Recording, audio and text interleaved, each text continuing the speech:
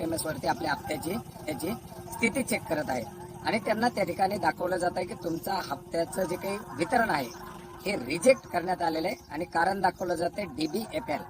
आता बऱ्याच साऱ्या शेतकऱ्यांना वाटतं की माझाच हप्ता रिजेक्ट झाला, मला हप्ता आला नाही, त्याच्यामुळे पुन्हा आणखी संभ्रमाचं वातावरण निर्माण झालं आणि एकंदरीत हप्त्यासाठी निधी मंजूर करण्यात आला, हप्ता वितरित करायला मंजुरी दिली, हप्त्या वितरणासाठीचे FTO मंजूर झाले, बँकेकडे ते ट्रान्झॅक्शनला गेले, परंतु बँकेच्या माध्यमातून ट्रान्झॅक्शन क्लिअर करण्यात आले नाही. तर याचं कारण काय हे मात्र कोणालाही अद्याप समजतात. डिपॉझिट बँक फेल्युअर किंवा डिपॉझिट बँकची जी काही डिपॉझिटची एक लिमिट असते ती लिमिट त्या ठिकाणी कुठेतरी बँकेच्या माध्यमातून ते ट्रान्झॅक्शन फेल झाले.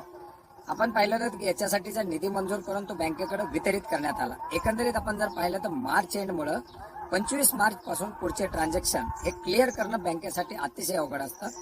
इयर एंडिंग असल्यामुळे बँकेचे जे काही ट्रान्झॅक्शन वगैरे होतात ते 25 पर्यंत साधारणपणे क्लिअरिंगला घेतले जातात.